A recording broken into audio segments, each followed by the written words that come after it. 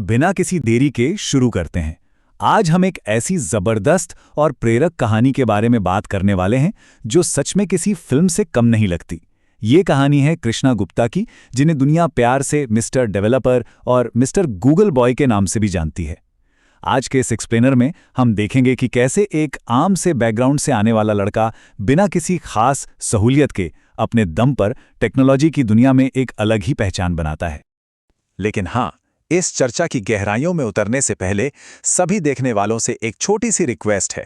कृपया mister developer YouTube channel को जरूर सब्सक्राइब कर लें। वहां इस पूरे सफर के और भी ऐसे ही कमाल के हिस्से मिलते रहेंगे।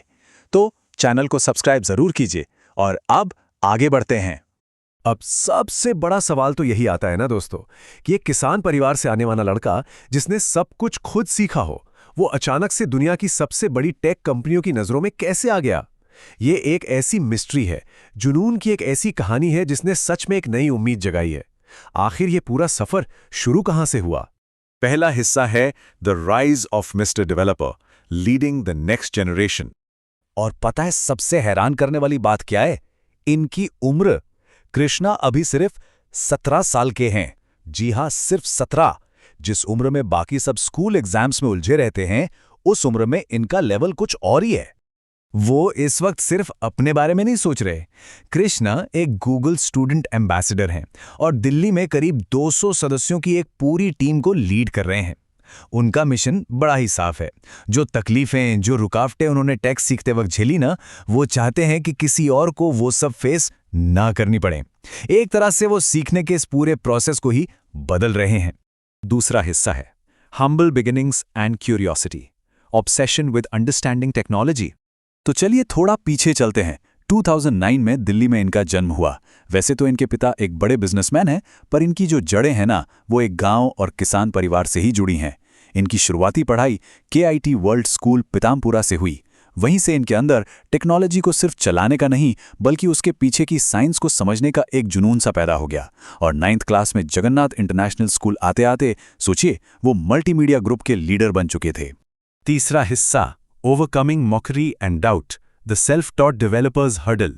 लेकिन देखिए, सफर कभी इतना आसान नहीं होता। जब कृष्णा 7th क्लास में थे और उन्होंने अपने टेक के सपने सबको बताए, तो पता है उन्हें क्या सुनने को मिला? उनके अपने दोस्तों और टीचर्स ने मजाक उड़ाया। कहा गया कि अभी दे रहे गूगल वाले तुझे नौकरी, तेरे तो मार्क्स भी अच्छे नहीं आते, तुझे तो मैथ्स भी नहीं आती। अब सोचिए, एक बच्चा जो बिना किसी ट्रेनिंग के खुद से सब सीख रहा है, उसके लिए ऐसी बातें कितनी डीमोटिवेटिंग होती हैं। पर कृष्णा वहां रुके नहीं। चौथा हिस्सा है building global tech connections, silencing the daughters. और फिर उन्होंने अपने आलोचकों को शांत कैसे किया? अपने काम से। उन्होंने दुनिया के सबसे बड़े टेक जायंट्स के साथ मजबूत कनेक्शंस बनाए। गूगल, माइक्रोसॉफ्ट, एप्पल और IBM। ये कोई छोटे मोटे नाम नहीं है। एक छात्र होते हुए, बिना किसी बड़ी डिग्री या सिफारिश के, सिर्फ और सिर्फ अपनी सेल्फ टॉट स्किल्स के दम पर उन्होंने इन बड़ी कंपनियों में अपनी जगह बनाई। पांचवां हिस्सा, skills over traditional degrees, redefining success in tech. ये कहानी ना परंपरागत एजुकेशन सिस्टम पर एक बहुत बड़ा सवाल उठाती है।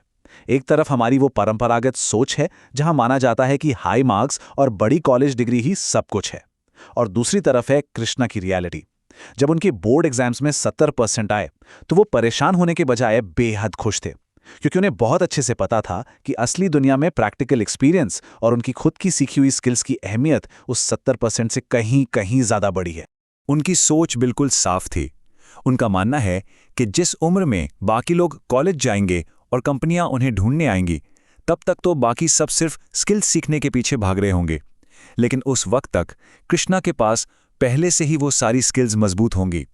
वो उस भीड़ का हिस्सा बनने के बजाय उससे आगे खड़े होंगे। स्किल्स का पहले से आपके पास होना उसके पीछे भागने से कहीं ज्यादा जरूरी है।